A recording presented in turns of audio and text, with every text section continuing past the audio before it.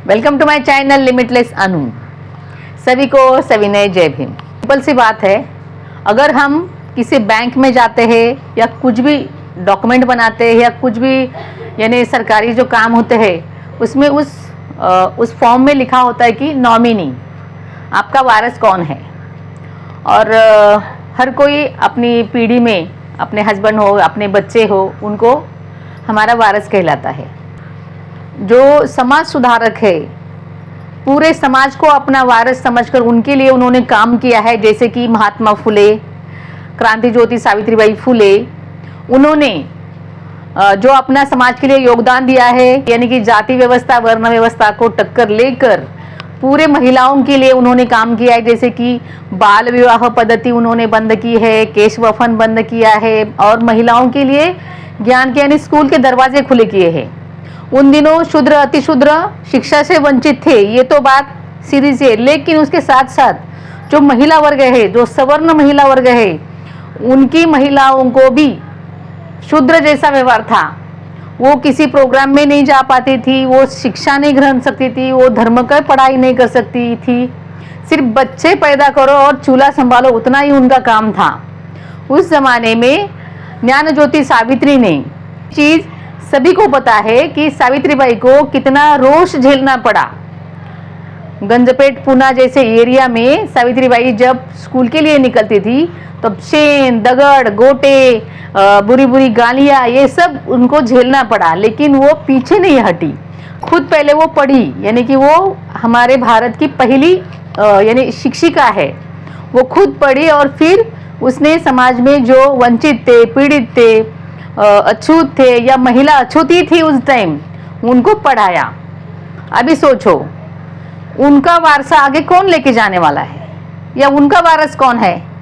तो देखते हैं अभी उनका वारिस कौन है। देखिए इस वीडियो में हम उनके वारिसदार है कहने के लिए हमें क्या करना होगा और उन्होंने अपना वारिस किसको कहा है, देखिए इस वीडियो में, जरूर देखिए। ये है क्रांति ज्योति महात्मा फुले जी का घर फुलेवाड़ा, यहाँ हम आए हैं।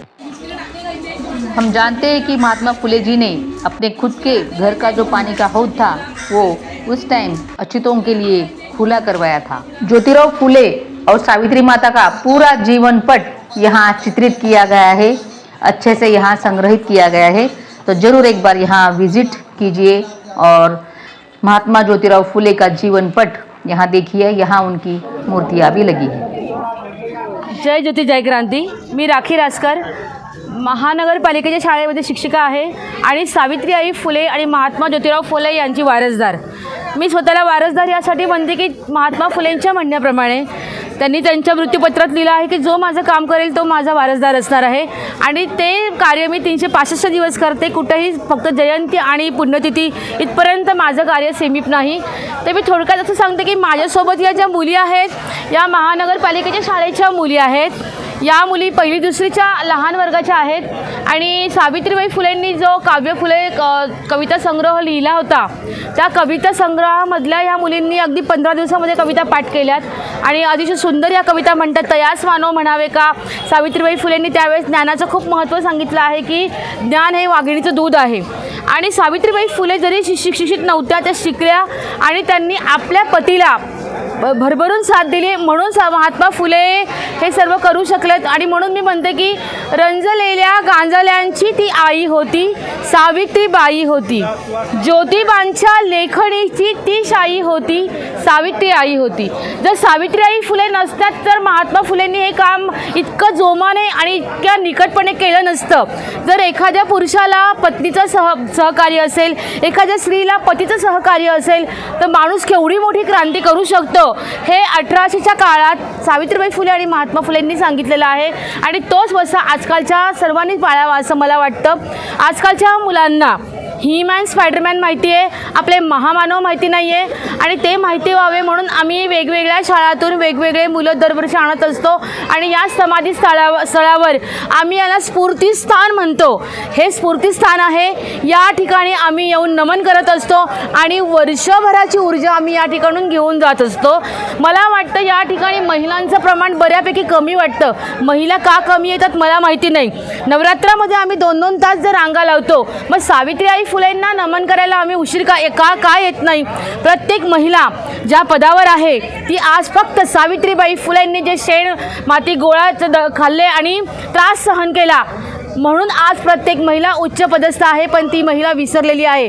जरी मी एक महिला असेल तरी मला महिलांविषयीचं अतिशय खेदजनक गोष्ट सांगायची वाटते की नवरात्रीमध्ये आम्ही 9 दिवस साड्या नेसतो, 9 ठिकाणी जातो, देवींना जातो, परंतु ही जी देवी आहे ही खरी जी विद्येची देवता आहे. आपण इथं येत नाही. तर मला वाटतं की 3 जानेवारीला 10 मार्चला अशा वेळी सावित्रीबाई फुले, महात्मा फुले यांना इथे येऊन नमन केलं पाहिजे आणि इथून ऊर्जा घेऊन संपूर्ण वर्षभर त्यांच्यासाठी काम केलं पाहिजे.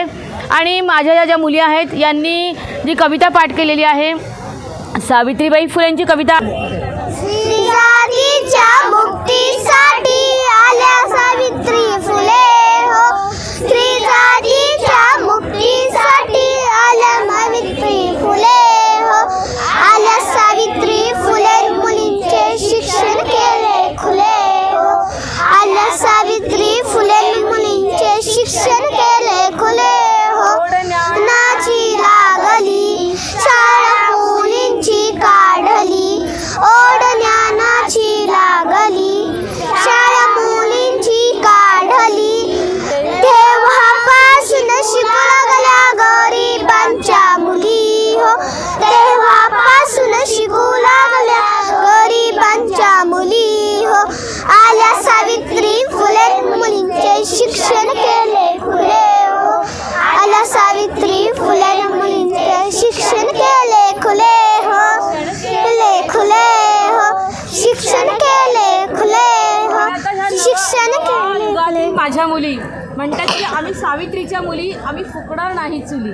आम्ही सावित्रीच्या मुली कधी फुकणार नाही चुली, आम्ही सावित्रीच्या मुली कधी फुकणार नाही चुली, आम्ही अभ्यास करू, आम्ही अभ्यास करू, आम्ही नोकरी करू, आम्ही नोकरी करू, आम्ही उंच उंच भरारी घेऊ, आम्ही उंच उंच भरारी घेऊ. जय ज्योती, जय क्रांती, क्रांती ज्योती सावित्रीबाई फुलेंचा विजय असो.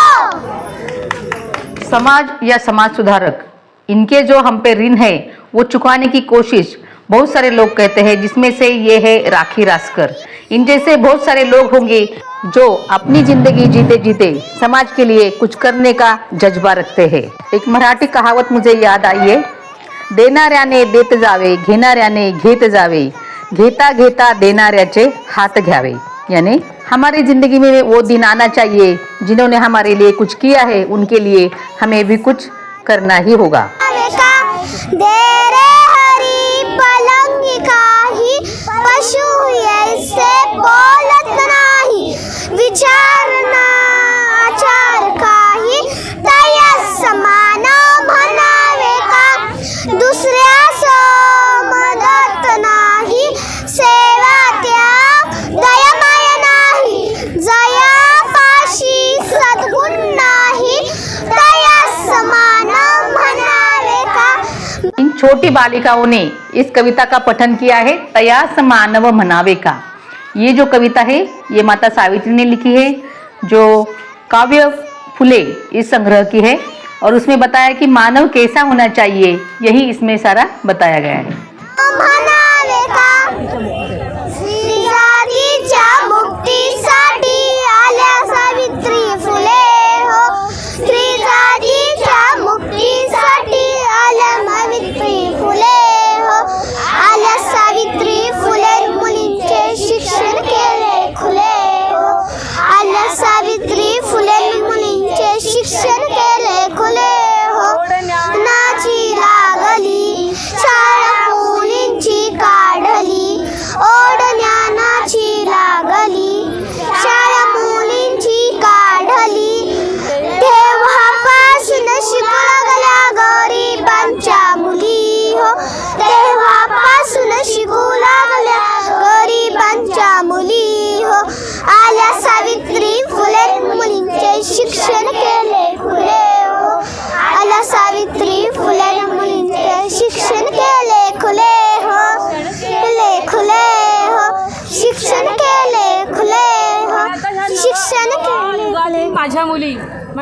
आम्ही सावित्रीच्या मुली, आम्ही फुकणार नाही चुली.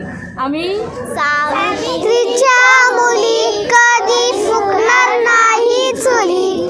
आम्ही सावित्रीच्या मुली कधी फुकणार नाही चुली. आम्ही अभ्यास करू, आम्ही अभ्यास करू, आम्ही नोकरी करू, आम्ही नोकरी करू, आम्ही उंच उंच भरारी घेऊ. आम्ही उंच उंच भरारी घेऊ. जय ज्योती. जय ज्ञान ज्योति माता सावित्री, इनकी सभी बेटियों को मैं अनुरोध करती हूँ कि आपको ये वीडियो कैसे लगा प्लीज कमेंट कीजिए. कमेंट करने में कंजूसी मत कीजिए. पुणे में का ये महात्मा फुले वाड़ा कुछ तीर्थ स्थल से कम नहीं है. आप सभी को मेरी गुजारिश है कि एक बार यहाँ जरूर आइए और प्रेरणा लेके जाइए. आपको ये वीडियो अगर अच्छा लगा हो तो लाइक कमेंट करना मत भूलिए. तो मिलते हैं नेक्स्ट व्लॉग में, तब तक के लिए जय हिंद.